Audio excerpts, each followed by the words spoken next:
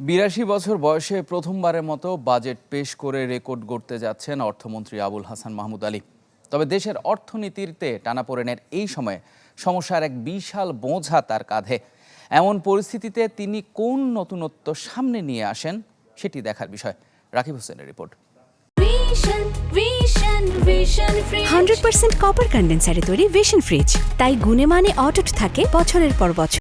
এটা তো উন্মুক্ত অর্থনীতির সময়। আবুল হাসান মাহমুদ আলী অর্থনীতির ছাত্র ও পরবর্তীতে 2 বছরের জন্য শিক্ষক। কিন্তু 1966 সাল থেকে পরের 5 দশকের পুরোটাই কেটেছে পেশাদার কূটনৈতিক ও এ সংক্রান্ত নীতি নির্ধারণের সঙ্গে। অর্থাৎ সেই হিসাবে দীর্ঘ সময় ধরে একরকম বাইরে অর্থনৈতিক কর্মকাণ্ড থেকে। শেষ 5 বছর অর্থ মন্ত্রণালয় সংক্রান্ত সংসদীয় কমিটির চেয়ারম্যান হিসেবে দায়িত্ব পালন করলেও রাখতে পারেননি উল্লেখযোগ্য কোনো ভূমিকা। কিন্তু তিনি এখন রেকর্ড করতে যাচ্ছেন 82 বছর বয়সে প্রথমবারের মতো বাজেট দিয়ে।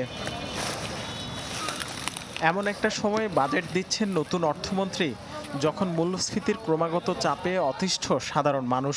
গেল কয়েক বছর ধরে অর্থনীতির নানা সূচকের অস্বস্তি, অব্যবস্থাপনা আর সংকট সমস্যার এক বিশাল বোঝা চেপে আছে তার কাঁধে। রয়েছে বিনিয়োগ, কর্মসংস্থান বাড়িয়ে অর্থনীতিতে প্রাণচাঞ্চল্য ফেরানোর তাগিদও। ফলে এই সমীকরণ মেলাতে তিনি কোন নতুনত্ব সামনে নিয়ে আসেন সেটাই দেখার বিষয়। স্বাধীনতার পর 53তম বাজেটকে স্মরণীয় করে রাখতে নিঃসন্দেহে অনন্য এক আকাঙ্ক্ষা ছিল তার। কিন্তু নড়বড়ে অর্থনীতির বহুমাত্রিক চাপ সামাল দিতে অত্যন্ত রক্ষণাত্মক এক বাজেট দিতে হচ্ছে তাকে। ফলে এই বাজেটের মাধ্যমে তিনি কতটা সাধারণ মানুষের কাছাকাছি যেতে পারবেন সেটি এখন বড় প্রশ্ন। সুখী, সমৃদ্ধ, উন্নত ও স্মার্ট বাংলাদেশ বিনির্মাণের অঙ্গীকার থাকছে নতুন অর্থমন্ত্রীর।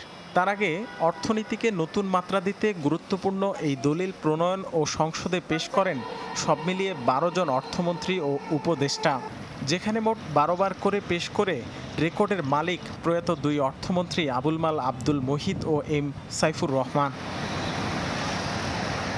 রাকিব হোসেন, চ্যানেল 24, ঢাকা।